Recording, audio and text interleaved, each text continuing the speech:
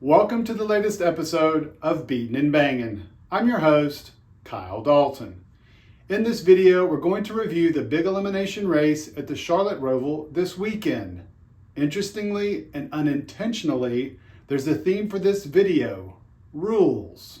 First up, we're going to talk about rule breakers, as we revisit a subject from my last video on Kevin Harvick getting disqualified after Talladega. If you saw the video, I talked about Harvick's crew chief, Rodney Childers, who is active on social media and admitted guilt for past transgressions, but pleaded ignorance to issues with the number 4 car losing windshield bolts after the race on the super speedway. Here's what Childers had to say on X last Sunday before he deleted the post. "There have been times I've got caught doing something I shouldn't have. Today got DQ'd for the car buffering in the draft all day and some windshield bolts vibrating out. My guys had silicone on the threads and gobbed on the tip. Still came out. Not sure what else we could do." Unfortunately, as I pointed out in the video, it's hard to believe Childers because of Stewart-Haas Racing's history. Harvick's team suffered a penalty at Talladega in 2022 for modifying vendor-supplied parts. And this year, Chase Briscoe's team was penalized for using a counterfeit part. There's a history there. Thankfully, to NASCAR's credit, this season they've taken away much of the mystery when it comes to penalties by showing evidence of the cheating. That's what happened on Saturday at Charlotte when Cup Series Managing Director Brad Moran showed photos from the number 4 car and revealed how there were 7, yes, you heard that right, 7 of the 8 fasteners on the top of the windshield were loose or missing after the race. In other words, it wasn't an accident as Childers suggested, and the crew chief looks even sillier by trying to claim that it was.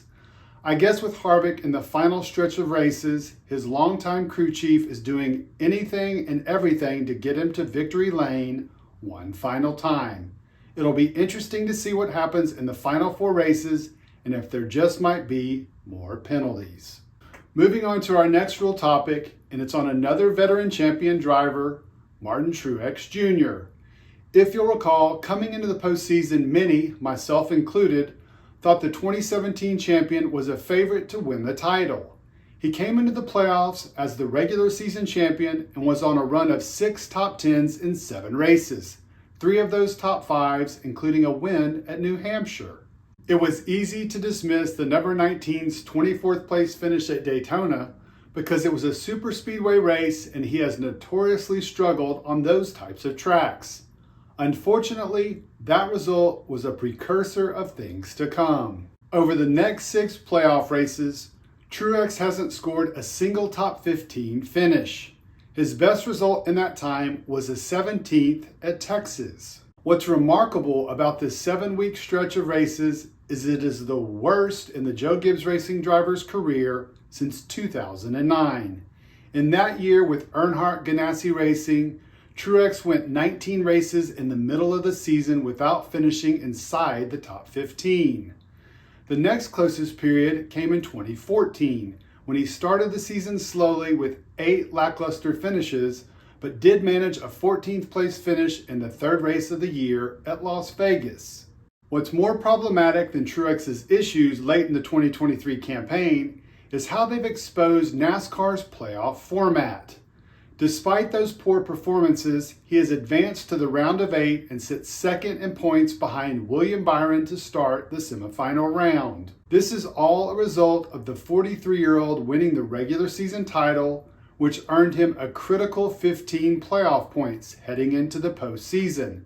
He has been the beneficiary of the system and the playoff points resetting after each round. On Sunday, after the Roval, Truex addressed his situation. "I didn't create the system, we used it to our advantage." He has used it to his advantage and has shown how the system is broken in the process. His defenders have correctly suggested that he's being rewarded for his regular season performance. But the question is, how long should that reward last? When comparing to stick and ball sports and their playoff scenarios, the best teams are also rewarded for their regular seasons and that comes in the form of a high seeding and in many cases receiving a bye. Receiving a bye is out of the question for NASCAR because all drivers have to compete. However, when the first round of the playoffs or the wild card is complete in those sports, there is no additional reward for performing poorly. If you lose or perform poorly against what is considered the best of the best in that respective sport, which is effectively how Truex has performed as of late, then you're out and you don't get to advance. Your season is over. I'm a big fan of the NASCAR playoffs.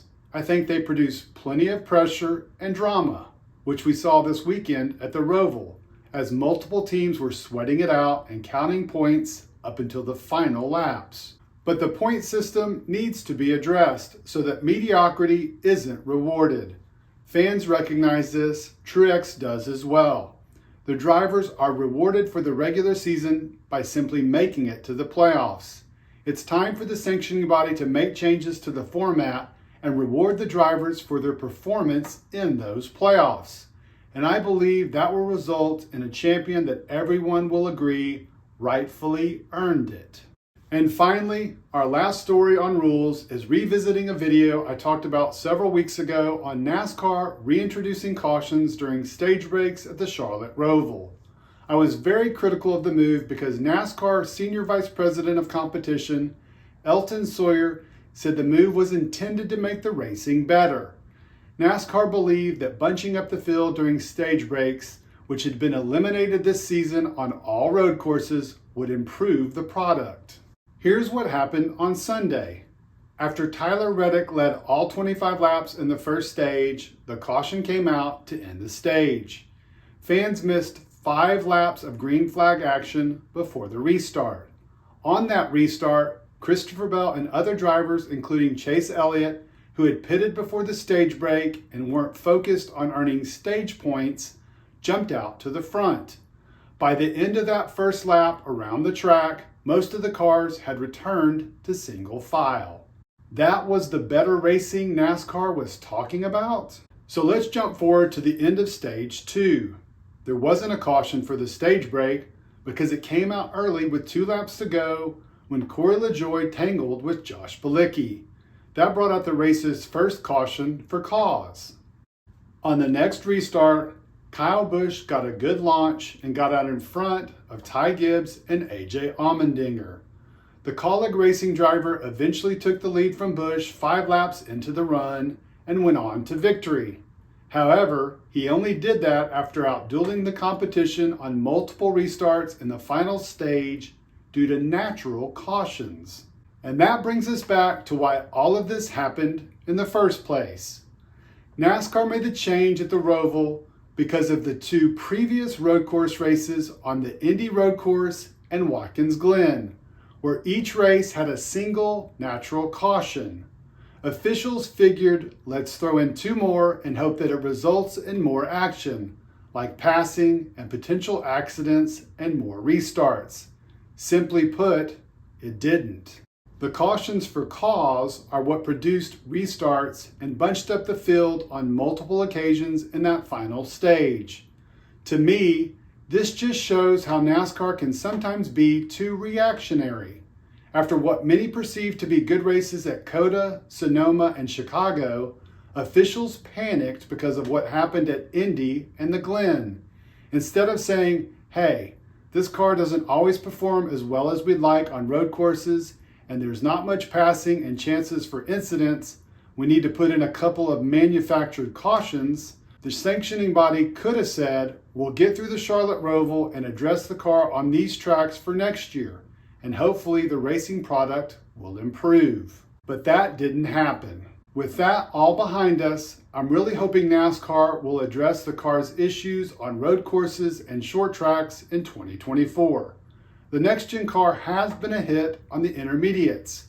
There's no reason to believe that can't happen on other styles of tracks. And gimmicky cautions aren't the answer.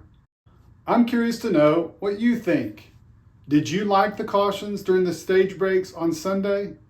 And what do you think about Martin Truex advancing to the round of 8 while in the middle of one of his worst stretches of his racing career?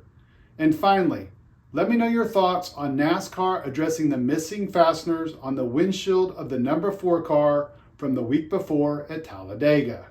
Thanks as always for checking out the latest video and hope you have a great rest of your day.